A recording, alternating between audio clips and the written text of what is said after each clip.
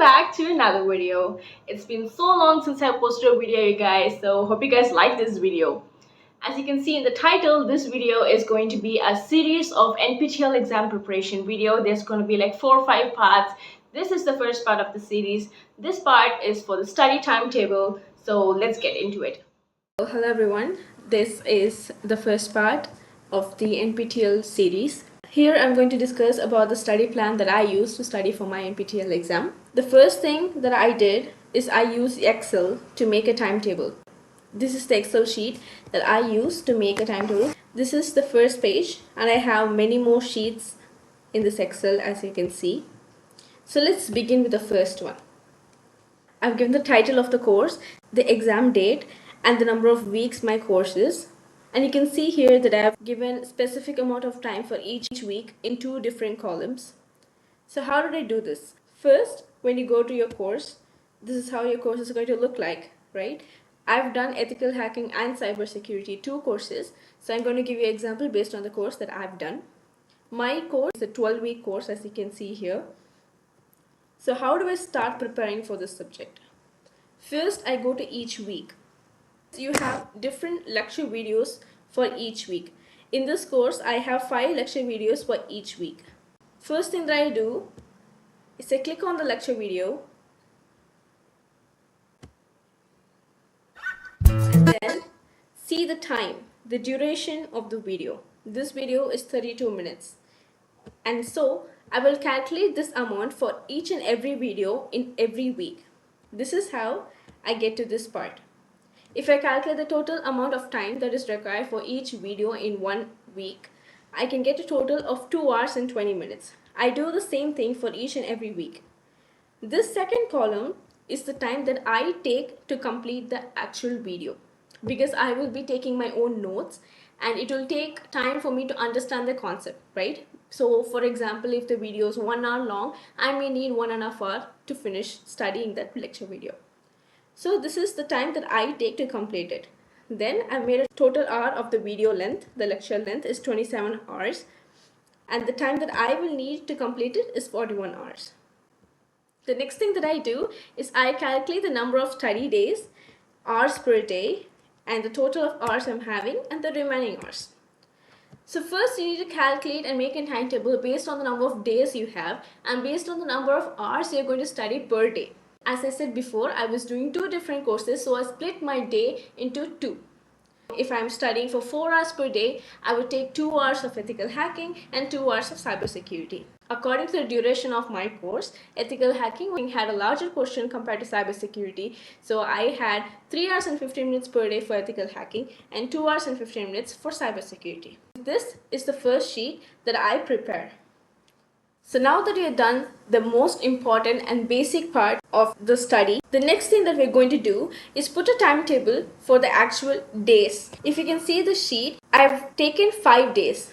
Day 1, day 2, day 3, day 4 and day 5.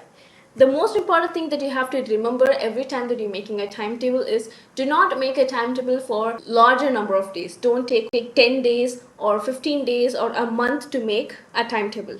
Make a shorter timetable for shorter days. In case there's something wrong or you're going to change, it will be easier for you to change it within 2-3 days instead of doing it for a vast number of 10 days. I made a timetable for 5 days. I started on 7th October till 11th October.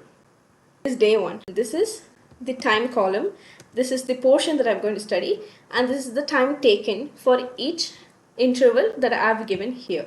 I usually take a 15-minute break after 1.5 hours of study. So the end of each day, you have to check if your goal for that day was completed or not.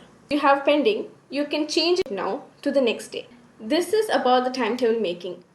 Now I'm going to tell you about how I actually studied for this course for each and every lecture. What I did is I take a week, I start a lecture, and I let it play.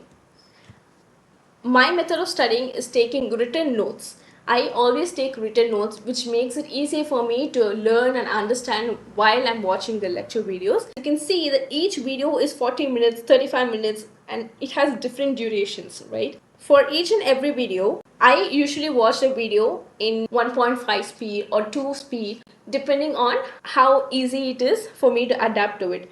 If you're not able to do that, there's not a problem. You can just watch the whole video. If it's a 40-minute video, you can watch it for 40 minutes, take your own time, take your own notes. That is totally up to you. But the most important thing is, do not skip any part of the video. You can watch it in fast forward or slower, whatever you want, but do not skip any part of the video, because you have to keep in mind that this is the only time that you're going to completely study every single lecture.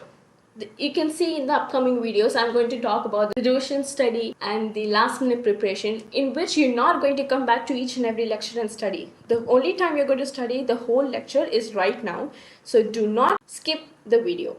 This is the notes that I've been taking for the course that I'm doing.